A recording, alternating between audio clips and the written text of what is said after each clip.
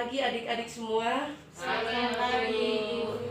Ibu mengucapkan terima kasih kepada adik-adik semua yang telah berkenan hadir pada kegiatan layanan konseling kelompok pada pagi hari ini.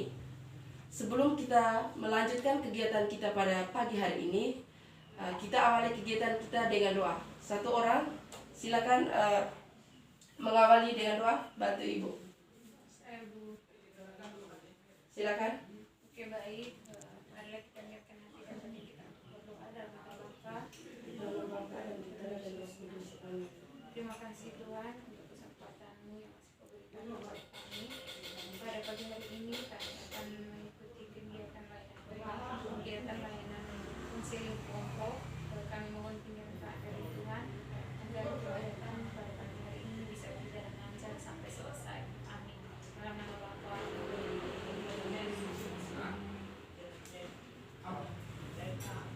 Adik-adik, sebelumnya mari kita memperkenalkan diri masing-masing. Tapi sebelumnya, ibu yang duluan memperkenalkan diri. Perkenalkan, nama ibu Bergita Indah, sering disapa Ibu Indah. Selanjutnya, waktu selanjutnya saya berikan kepada adik-adik untuk memperkenalkan diri. Baik, perkenalkan, nama saya Yuyun. Saya siswa dari kelas 12 IPS 1. Baik, terima kasih untuk kesempatan yang diberikan. Nama saya Ucin, saya dari kelas 11 IPS 2. Baik, terima kasih atas waktu dan kesempatan yang diberikan kepada saya. Perkenalkan, nama saya Maria Immaculata Masing, biasa dipanggil Irma. Saya berasal dari kelas 11 IPS 1. Baik, perkenalkan, nama saya Enci, saya dari kelas 10 IPS 2. Perkenalkan, nama saya Melan, saya dari kelas 10 IPA 2. Oke, baik, terima kasih adik-adik. Di sini ibu ingin bertanya kepada adik-adik, apakah sebelumnya adik-adik pernah mengikuti layanan konseling individual? Tidak. Oke, baik adik-adik. Sebelumnya ibu ingin bertanya kepada adik-adik, apakah adik-adik sebelumnya sudah pernah mengikuti layanan konseling kelompok? Belum, Ibu. Baik adik-adik, jadi di sini ibu akan menjelaskan tentang pengertian dari layanan konseling kelompok. Layanan konseling kelompok adalah upaya pemberian bantuan yang dilakukan untuk memecahkan masalah siswa dan dilakukan secara bersama-sama. Nah, tujuan dari konseling kelompok sendiri adalah membantu individu untuk belajar. Yang kedua, membantu individu untuk membangun hubungan yang positif. Yang ketiga, meningkatkan kepercayaan diri. Yang keempat adalah tanggung jawab terhadap diri sendiri. Sebelum kita melanjutkan kegiatan lagi, ibu di sini ingin menjelaskan bahwa waktu kegiatan kita hanya 40 menit. Untuk adik-adik, adik-adik tidak usah ragu, tidak usah takut untuk menjelaskan masalah yang adik-adik alami, karena dalam kegiatan ini adanya asas kerahasiaan. Jadi adik-adik tidak perlu takut masalah adik-adik terbongkar.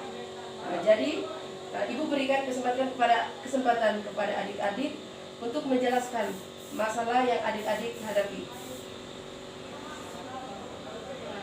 Baik, kalau dari saya, masalah yang sering saya hadapi itu Ibu, saya itu susah mengelola uang. Maksudnya saya tidak bisa membedakan mana yang namanya kebutuhan dan mana yang namanya keinginan. Terima kasih. Ya. Baik, kalau masalah yang saya hadapi akhir-akhir ini dalam kegiatan kelas online itu, biasanya guru memberikan tugas dan di situ guru memberikan waktu luang untuk mengerjakan tugas tersebut. Kadang di waktu tersebut tuh saya gunakan untuk istirahat dibandingkan saya gunakan untuk mengerjakan tugas. Malah saya mengerjakan tugas tuh di waktu yang tinggal 2 jam atau 3 jam yang waktu untuk kumpul. Itu saja. Terima kasih. Saya akan menceritakan sedikit masalah mengenai saya selalu terlambat bangun pagi, terus pergi sekolah selalu terlambat, pulang sekolah juga selalu terlambat. mengerjakan tugas, saya selalu terlambat kumpul Ibu. Terima kasih Ibu. Baik, kalau dari saya itu masalah yang saya alami atau sampaikan adalah saya susah untuk belajar di pelajaran. Kalau saya masalah yang saya alami dari dulu sampai saat ini itu selalu loyal. Baik, terima kasih kepada adik-adik karena sudah menjelaskan masalah yang dialami. Nah, seperti yang adik-adik ketahui, ada kita sudah menjelaskan banyak masalah, jadi kita fokus ke satu orang saja. Kita duluan membahas masalah yang dianggap paling sulit. Nah, jadi menurut adik-adik di sini masalah siapa yang harus didahulukan? Kalau menurut saya Ibu, masalah yang harus didahulukan itu Ibu masalah dari teman Irma. Iya, kalau menurut saya masalah dari teman Irma juga yang harus diselesaikan karena lumayan rumit. Tidak, ya memang harus perlu ditangani dari awal. Itu sendiri. Oke, baik, terima kasih. Nah, selanjutnya menurut adik-adik menurut pendapat adik-adik bagaimana cara atau solusi yang harus kita berikan kepada adik Irma agar masalah yang dia alami bisa terselesaikan? Ya, silakan. Kalau dari saya Ibu, coba teman Irma untuk selalu memasang alarm misalnya kalau saat terjadi belajar berarti 1 jam sebelum atau 20 menit sebelum waktu pembelajaran itu dia bisa memasang alarm. Begitu juga untuk bangun pagi. Ya, silakan. Kalau pendapat atau masukan dari saya untuk teman Irma kan sering terlambat, jadi sebaiknya teman Irma lebih mendahulukan hal-hal yang penting ya, misalnya bangun pagi atau kumpul tugas, harus lebih mengutamakan hal-hal kegiatan-kegiatan tersebut. Jangan menggonggong waktu untuk hal-hal yang tidak perlu, misalnya bermain sosial media atau kumpul dengan teman-teman. Harus lebih mengutamakan hal yang memang harus diutamakan seperti itu. Mungkin masih ada dari teman-teman yang lain. Makasih Bu. Baik, terima kasih kepada teman-teman karena sudah membantu teman Irma dalam mengatasi masalahnya. Seperti yang kita ketahui sudah ada beberapa pendapat tadi.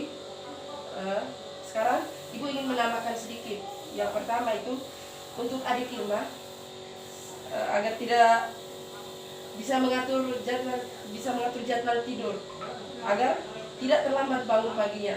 Yang kedua, bisa berolahraga dengan teratur. Nah, seperti itu. Nah, dari pendapat dari teman-teman dan ibu guru, menurut adik Irma mana pendapat yang bisa diterima dan bisa adik Irma jalankan, bisa mengubah masalah yang adik Irma hadapi? Ya Ibu, menurut saya semua jawaban dari ibu guru, dari teman-teman, semuanya sangat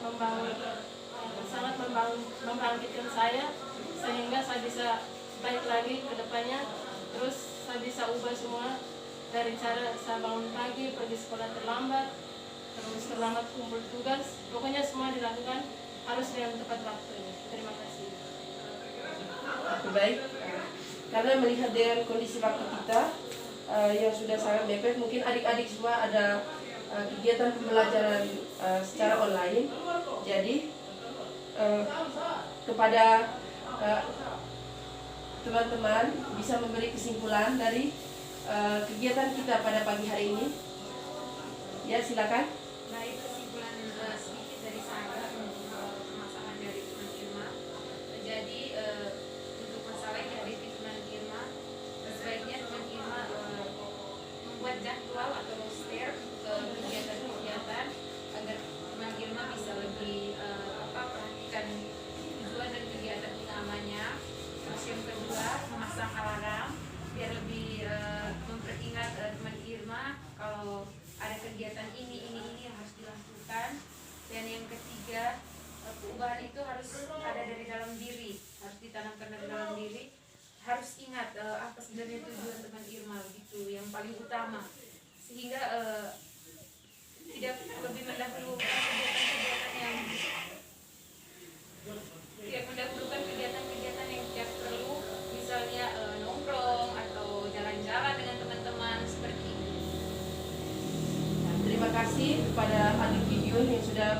kesimpulan dari kegiatan kita hari ini, dan untuk adik Irma bisa menerapkan apa pendapat atau alternatif yang sudah diberikan teman ataupun ibu guru tadi. Oke, sebelum kita mengakhiri kegiatan kita pada pagi hari ini, satu orang bisa mengakhiri kegiatan kita dengan doa. Saya. Ya, silakan.